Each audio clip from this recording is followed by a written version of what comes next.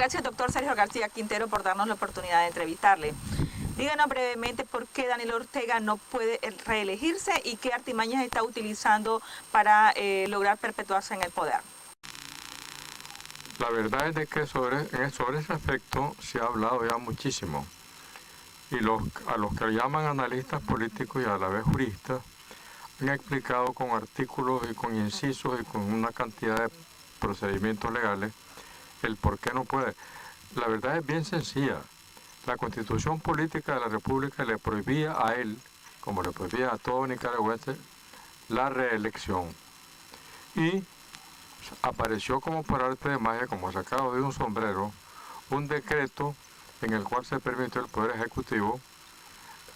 interpretar la Constitución, violentando aquel viejo principio que fue fundamental desde el derecho romano, de que donde la ley es clara, no es lícito hacer interpretaciones, y de que por lo tanto, al no ser lícitos, son ilícitos, y bajo ninguna circunstancia podía haber cabido dentro del marco legal del país una interpretación como esta solo para facilitarle al gobernante de turno la posibilidad de reelegirse. Ahora, yo considero de que tan grave es el problema que viene del Ejecutivo, de parte del gobierno de Ortega, como de la actitud asumida por la oposición. Una oposición a que hay que ponerle comillas, así como hay que ponerle comillas a lo de democrático, porque en realidad, desgraciadamente, en ningún periodo de la historia, desde la época de la colonia, ha habido una oposición como esta, más acomodaticia y más, digamos, delincuencialmente armada frente a los problemas nacionales que verdaderamente resultan importantísimos para el país y para nuestro pueblo.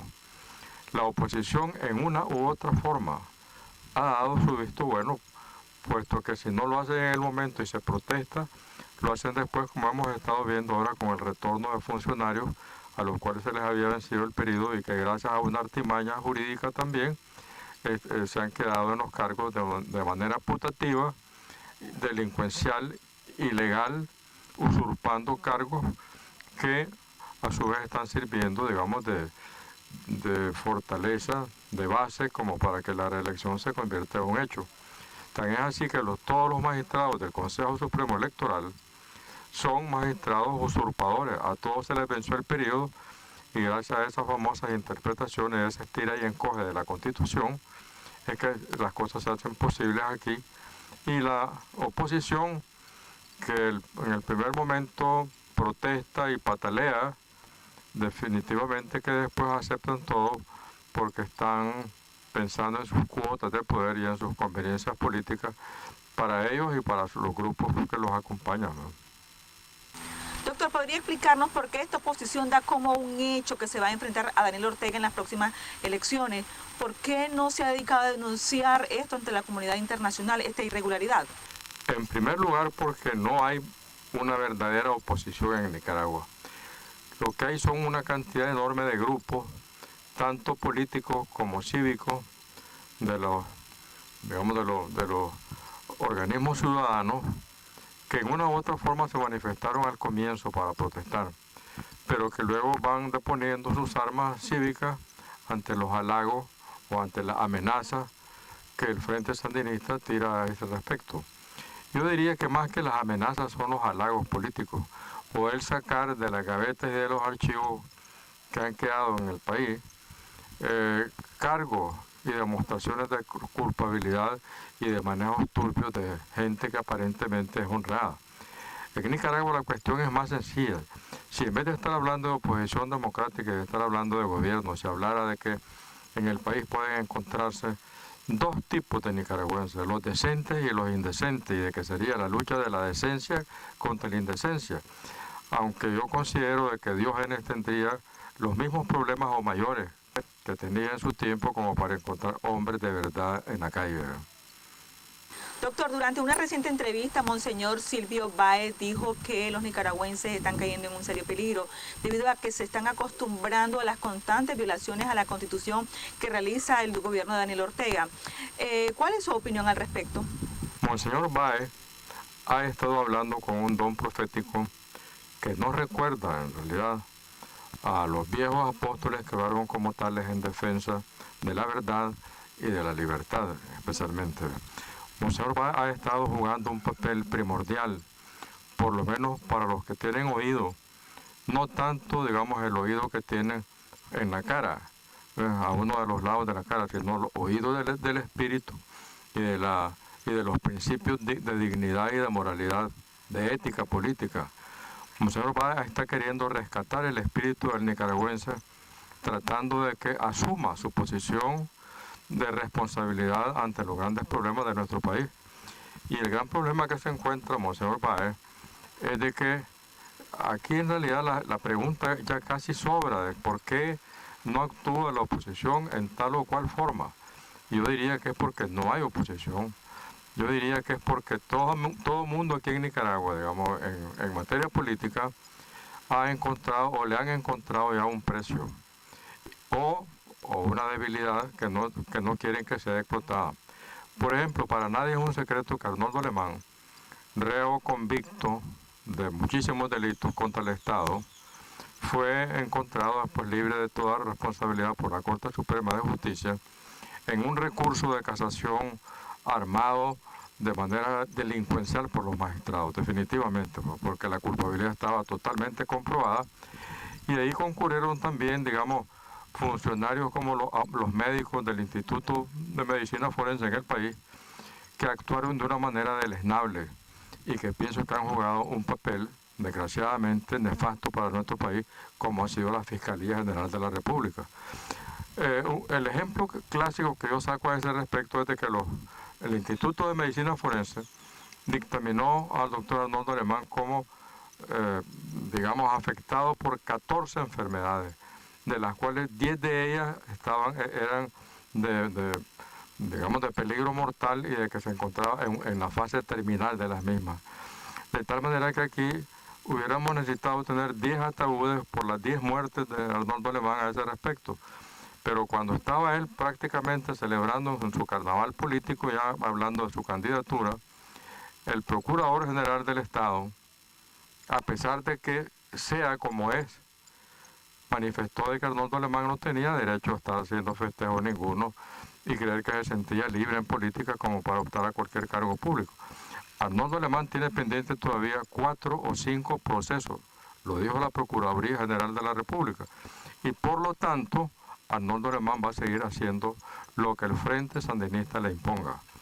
Y por otro lado, digamos, permitiéndole que continúe ese enriquecimiento ilícito, que es una de las figuras delictivas más comunes en el mundo y contra lo que se han estado pronunciando todos los tribunales nacionales e internacionales, que han inclusive servido para concretar y fundamentar el Instituto Penal, el Instituto Penal Internacional, que tiene su sede en Roma. Organismo que trata de evitar la corrupción o por lo menos disminuirla, amenazándola con tratarla como un delito contra la humanidad, como efectivamente lo pidió en una época el Parlamento Centroamericano. Eduardo Montalegre va por la misma senda. El caso de los CENI, de los famosos CENI, que son, digamos, prácticas bancarias que se considera que fueron manejadas de manera fraudulenta, está en la misma situación. Hay un procurador especial nombrado para ese caso, que cada vez que considero oportuno detenerle un poco el entusiasmo a Montalegre, recuerda que el caso está planteado y se continúa solicitando la desaforación de su carácter de diputado para poder ser procesado. Estos son dos casos en cuanto a la forma en cómo funcionan las amenazas de casos concretos que pueden ser llevados a la publicidad o a los tribunales en cualquier momento. Y por el otro lado, digamos, es el de las fortunas. Aquí casi todos los políticos que ocupan los primeros papeles en el escenario de la política nacional han comenzado prácticamente sin no tener ni siquiera dónde caer muertos. Pero vemos ahora, digamos, después de 3 o 4 años y más los que tienen 5, porque aquí hay diputados, por ejemplo, como Wilfredo Navarro, que va llegando a 15. Y no son realmente, digamos, porque uno no se asombraría de que llegaran 15 o 20 o que fueran vitalicios en el caso de que fueran realmente funcionarios al servicio del país. Pero aquí vemos funcionarios que están al servicio de ellos mismos, se hacen fortunas enormes, se favorece a los cómplices. Yo no diría, digamos, a los compañeros de fórmulas o compañeros de partido, no, a los cómplices y encubridores de los delitos que ellos cometen. Aquí vemos que las principales residencias están en manos de funcionarios públicos y la Contraloría General de la República, que está también, digamos, de repente sospechosamente mal vista, se cubren bien las espaldas al no fatigarse demasiado en las investigaciones para que no les salte también a ellos el problema este del enriquecimiento ilícito. ¿Usted cree que si las elecciones no son observadas por la comunidad internacional y local, podrían ser invalidadas por la comunidad internacional? Hasta este momento, la comunidad internacional ha demostrado su absoluta y total inocuidad en relación con los problemas que sufre Nicaragua. Porque cuando nuestra ciudadanía ha elevado quejas a la Organización de Estados Americanos por la violación constante a la ley, a la Constitución y el peligro que implica para la democracia y para la paz regional, hemos visto, digamos, a un secretario general como el señor Insulza, que a nombre de todo el organismo, y lógicamente por eso pienso que la responsabilidad es de la OEA, más que de Insulza, decir que ahí solo se ventilan problemas de Estado, puesto que es una organización formada por los gobiernos de los Estados. Aunque esa no haya sido realmente la filosofía que prevaleció cuando se derrocó a Somoza o se derrocó a Hugo Banzer en Bolivia, casi simultáneamente, cuando la OEA sirvió como caja de resonancia de los grupos de oposición que justa o injustamente, digamos, clamaban por la restauración de los derechos humanos y de la democracia que supuestamente estaban siendo violadas. La OEA funciona de acuerdo con los intereses del momento. Indiscutiblemente que ahí se forman bloques procomunistas que de repente asumen cierto poder y en cierto modo, digamos, dirigen la política internacional a ese respecto. Yo considero que de todas maneras Ortega ha sido tan vivo, maneja muy bien la psicología de nuestro pueblo, actúa, como dicen nuestros campesinos,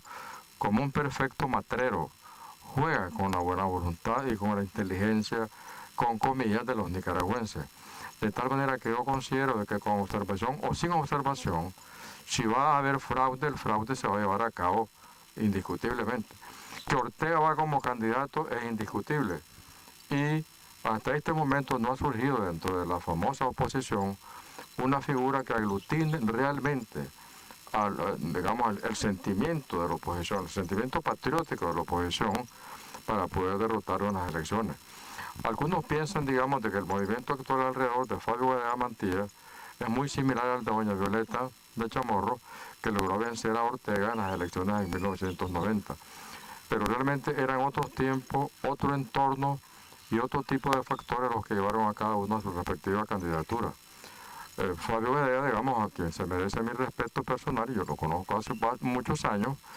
no es un hombre que esté preparado, digamos, no solo académicamente, en todos los órdenes, para hacerle frente a los gravísimos políticos, a los gravísimos problemas que tiene Nicaragua. Por cierto, problemas muy, muy complejos que ya no son, digamos, como para ser resueltos por improvisados, ¿no? Aquella autocultura o el de ser, digamos, autodidacta, tuvo una gran preeminencia en algunas épocas de nuestra historia, de la historia del mundo, pero los autodidactas se quedaron perdidos así en el camino de la historia, porque ahora cuando el mundo se ha tecnizado, digamos, o ha avanzado tanto tecnológicamente, definitivamente que se quiere que los jefes de Estado por lo menos comprendan el fondo y la magnitud de los problemas que afrontan, y no que se entre ahí pensando de que porque agradó con un programa radial en el que hay un Pancho Madrigal que sale con muy buenas ocurrencias y que causa risa y que es entendible por las grandes masas campesinas, que esto sea suficientes atributos como para llegar a la presidencia de la República.